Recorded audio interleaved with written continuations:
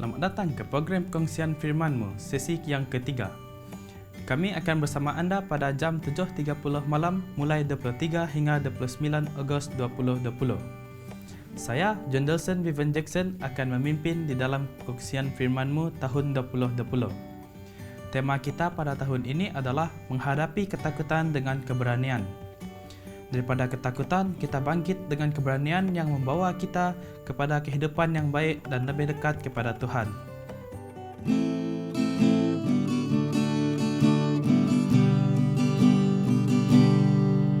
Bagaikan bencana siap dibentuk, demikian hidupku di tangan-Mu. Dengan urapan kuasa Roh-Mu, ku dibaharui selalu. Jadikan ku alat dalam rumah-Mu, inilah hidupku di tangan-Mu. Bentuklah seturut kehendak-Mu, pakailah sesuai rencana-Mu.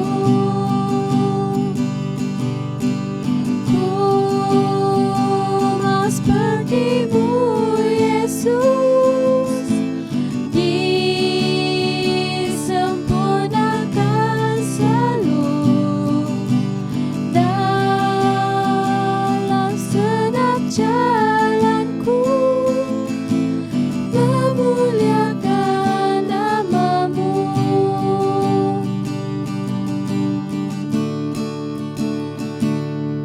Jadikan ku alat dalam rumah-Mu, inilah hidupku di tangan-Mu. Bentuklah seturut kehendak-Mu, pakailah sesuai rencana-Mu. Ku mau seperti-Mu, Yesus, disempurnakan selalu dalam segenap jalanku, memuliakan nama-Mu. Ku mau seperti-Mu, Yesus, disempurnakan selalu dalam segenap jalanku, memuliakan nama-Mu. Memuliakan nama-Mu.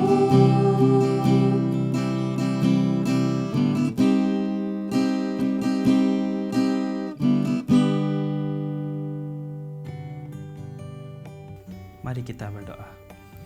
Ya Allah Bapa kami yang di kejauhan syurga, terima kasih Tuhan kerana Engkau telah bersama dengan kami sehingga pada saat ini Tuhan.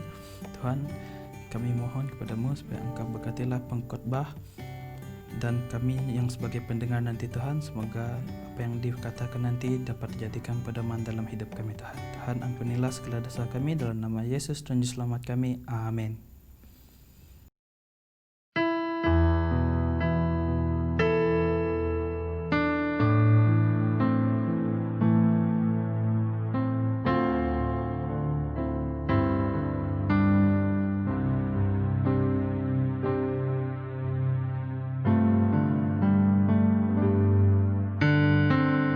Bagaikan tanah kering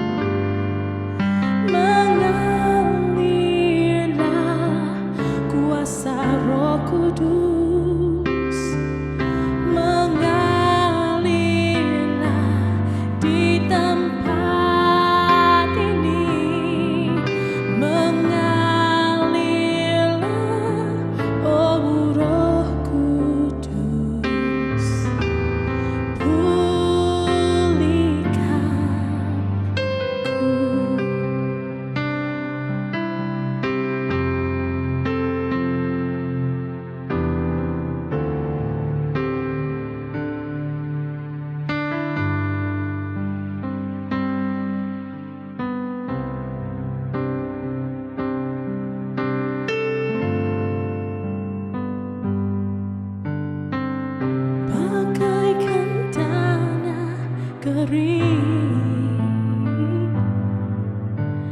yang merindukan air. Demikianlah jiwaku haus akan Engkau. Aku rindu selalu hadirmu di hidupku. Memulihkan jiwaku, hapuskan air mataku, mengalirlah kuasa Roh Kudus, mengalirlah di tempat ini, mengalirlah, oh Roh Kudus, pulihkanku, mengalirlah kuasa Roh Kudus, mengalirlah di tempat ini, mengalirlah, oh Roh Kudus, di hidupku.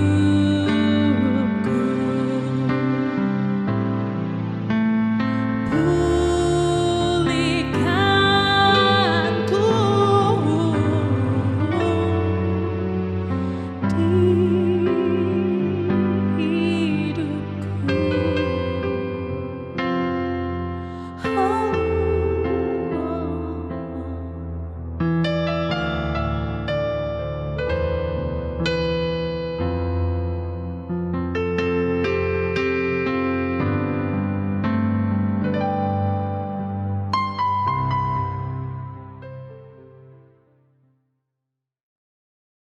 Shalom, selamat malam dan selamat bertemu kembali kepada semua para pendengar kita yang setia pada malam ini.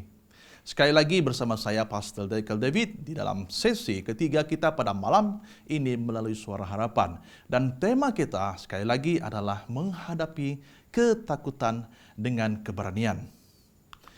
Topik ketiga kita pada malam ini adalah jangan takut dan harus berani untuk menerima Roh Kudus Tuhan. Pada malam ini kita akan mencari jawaban mengenai apakah itu Roh Kudus, apakah fungsi Roh Kudus itu, dan apakah yang dihasilkan oleh Roh Kudus itu. Roh Kudus merupakan sumber kebenaran dan sudah tertulis dalam Alkitab, "Aku akan minta kepada Bapa, Ia akan memberikan kepadamu seorang penolong yang lain, supaya Ia menyertai kamu selama-lamanya, yaitu Roh kebenaran." Dunia tidak dapat menerima Dia, sebab dunia tidak melihat Dia dan tidak mengenal Dia. Sebab kamu mengenal Dia, sebab Ia menyertai kamu dan akan diam di dalam kamu. Yohanes 14 ayat 16 hingga ke-17. Ada banyak arti Roh Kudus untuk kita sebagai umat Kristen di dunia ini. Dan pada kesempatan kali ini, saya akan mengulas secara ringkas tentang apa arti Roh Kudus itu. Roh Kudus disebutkan 350 kali dalam Alkitab, 88 kali dalam Perjanjian Lama, dan 262 kali dalam Perjanjian Baru. Dari sekian banyak ayat itu, kita memilih beberapa fakta yang berikut. Yang pertama, kealahannya. Ini bermaksud sifat Allah itu bersamaan dengan Roh Kudus. Alkitab menjelaskan juga sifat-sifat Allah itu sama dengan sifat-sifat Roh Kudus. Di mana Roh Kudus itu Ia berkuasa ataupun maha kuasa. Lukas 1 ayat yang ke-35.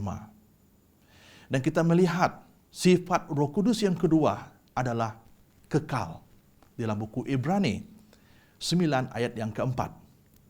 Dan yang ketiga, sifat Roh Kudus ini adalah hadir di mana-mana pada setiap masa.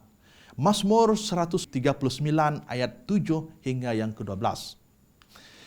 Yang keempat, sifat Roh Kudus ini adalah ianya mengetahui segala perkara.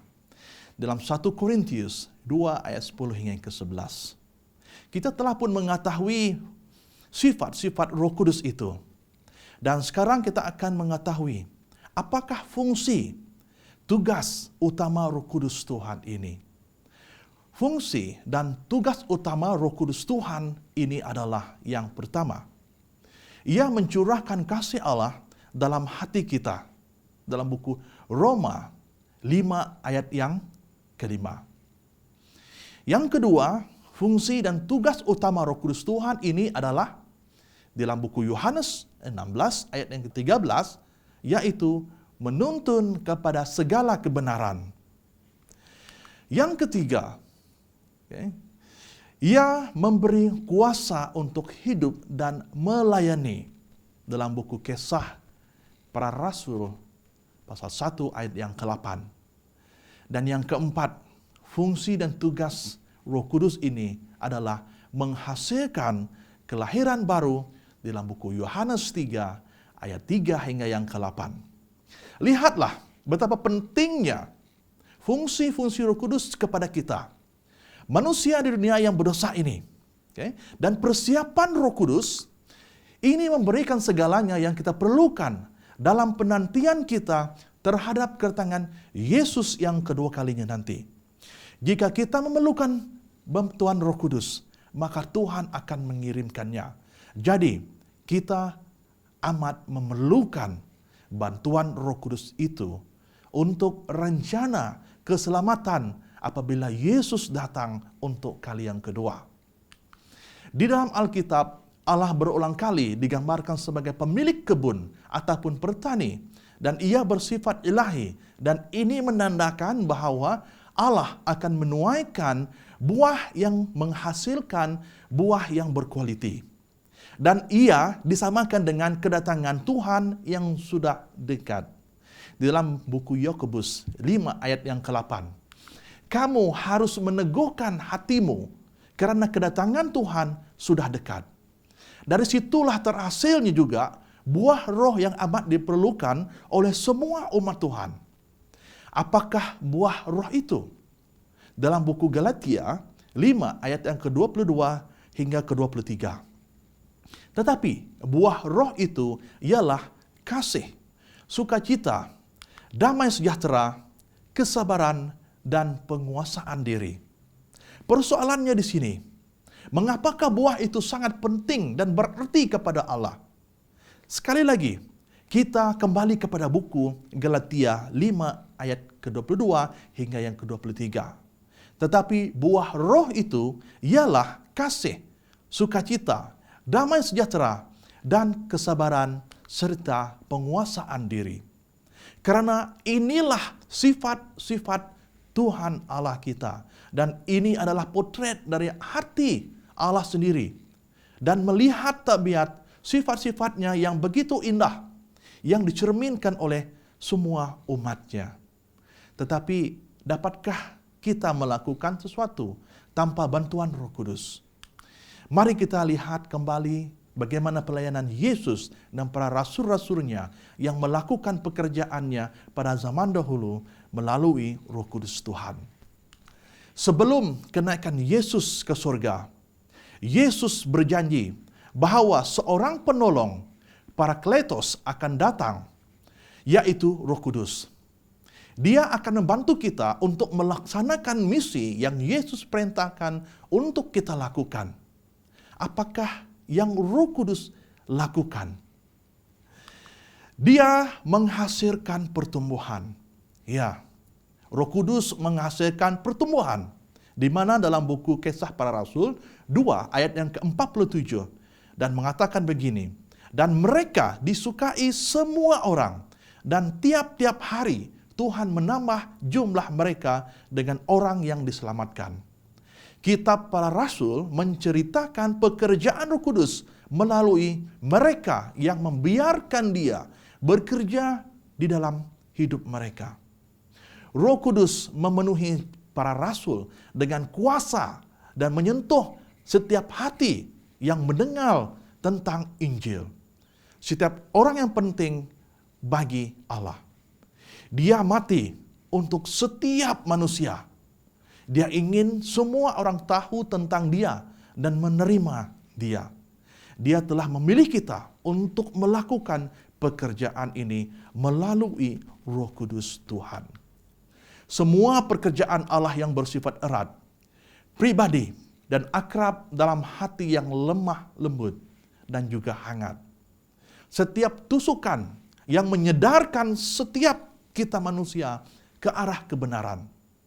Setiap keputusan yang mulia, setiap langkah yang kita tempuhi ke arah Allah, digerakkan dan diberikan kuasa oleh Dia, yaitu Roh Kudus. Kita tidak dapat memulai menjadi seorang Kristen tanpa pekerjaan Roh Allah ini di dalam diri kita dan mulai pergerakan kita, roh kehidupan sehingga ke penghujung nafas. Dan kita selalu bergantung kepadanya, yaitu Roh Kudus. Nyonya Ellen G. White menyatakan, pekerjaan Roh Kudus dalam jiwa seseorang menyatakan dirinya dalam setiap tingkah laku yang merasakan kuasanya yang menyelamatkan itu. Jika Roh Kudus menguasai hati, hidup kita akan berubah. Pikiran penuh dosa akan disingkirkan. Dan perbuatan-perbuatan yang jahat akan ditinggalkan. Kasih, kerendahan hati, dan damai akan menggantikan duka cita. Dan wajah kita akan memantulkan terang dari surga. Dalam buku Alfa dan Omega, jilid yang kelima, halaman 173. Saudara dan saudari sekalian, kita semua harus tekun berdoa untuk membawa diri kita dekat kepada Tuhan. Dan apabila kita dekat kepada Tuhan, kita akan mulai merasakan yang dosa itu nyata. Dan dosa itu akan ditinggalkan satu persatu. Sehingga penyerahan diri kita kepada Allah menjadi sempurna.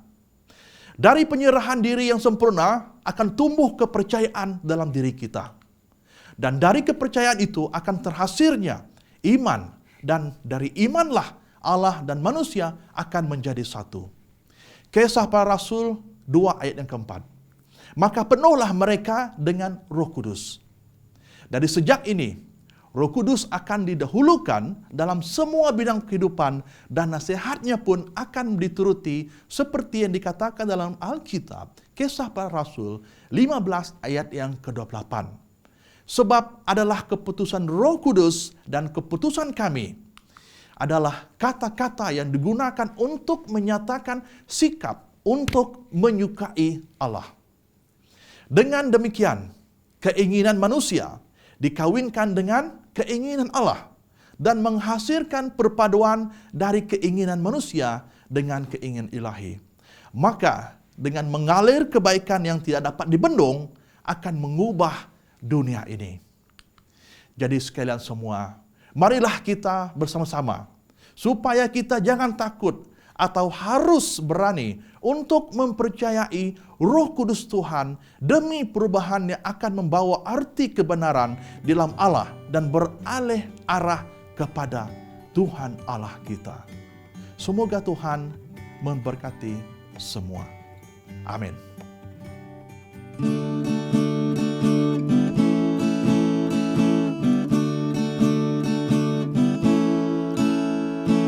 Come, Holy Spirit, I need you.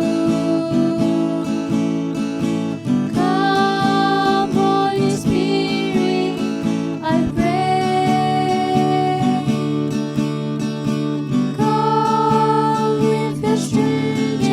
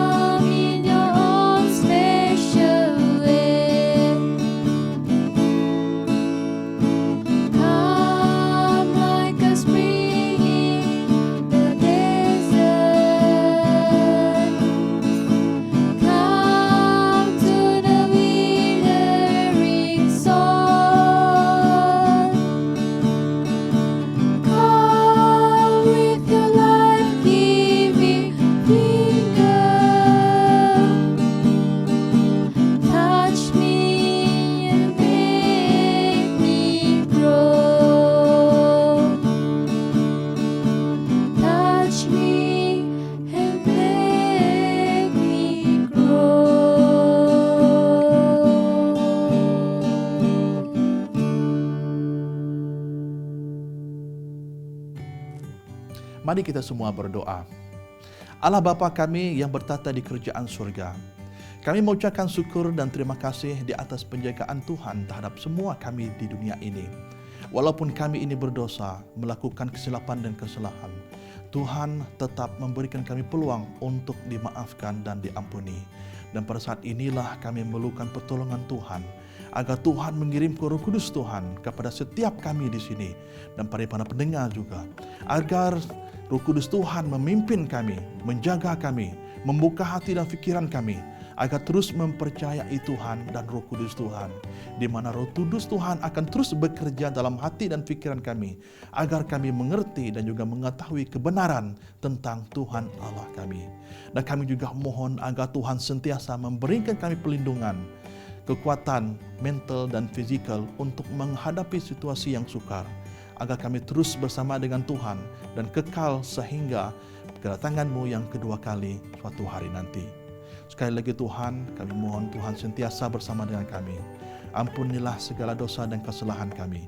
Semua ini kami mohon dalam nama Kristus yang jadi penebus semua kami. Amin.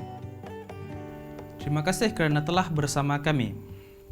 Semoga perkongsian kali ini memberi banyak pengertian dan pedoman kepada kita, agar kita tidak takut dan harus berani untuk beralih arah kepada Tuhan. Sesiapa yang ingin membuat permohonan doa atau ingin mendapatkan buku pengharapan hari esok, Hope Beyond Tomorrow ini, sila berikan komen anda dalam ruangan komen di bawah. Sekian, terima kasih. Shalom dan semoga Tuhan memberkati.